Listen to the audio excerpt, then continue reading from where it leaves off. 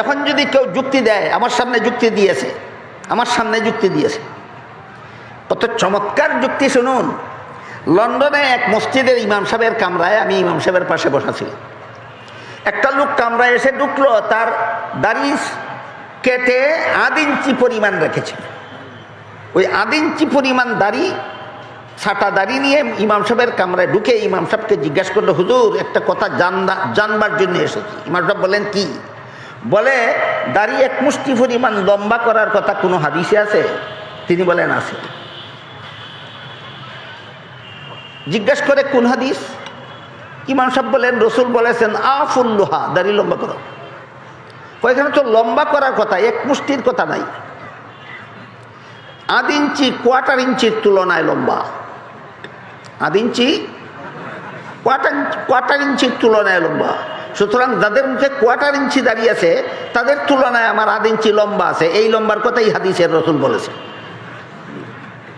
সাফা বাসকারে কয় চিন্তা করে দেখে।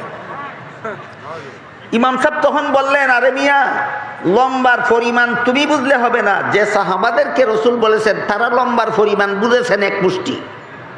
কয় আমি সাহাবার কথা শুনতে আসিনি, আমি রাসূলের কথা শুনতে এসেছি। আমি ইমাম সাহেবকে বললাম, হুজুর বেয়াদবি মাফ করবেন, চূড়ান্ত সিদ্ধান্ত আপনি দিবেন, তার সাথে আমাকে একটা কথা বলতে দেন। অনুমতি নিয়ে বললাম, ও ভাই, তুমি সাহাবাদের কথা শুনতে আসনি, তুমি শুধু রসুলের কথা শুনতে এসেছ? বলে হ্যাঁ।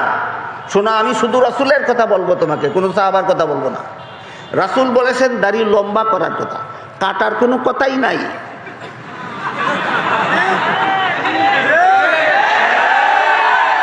তোমার দাড়ি 1.5 হাত লম্বা হলেও কাটতে পারবে না, এটা রসুলের কথা। রসুল বলছেন লম্বা করো, লম্বা করো, লম্বা করো, কাটার কোনো কথাই নেই।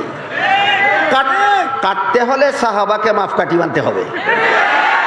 সাহাবারা লম্বার পরিমাণ 1 মুষ্টি বুঝেছেন, তুমি ওই 1 মুষ্টির পরে কাটো।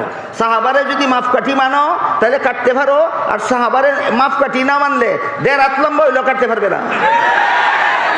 নীরবে কামরার থেকে বের হয়।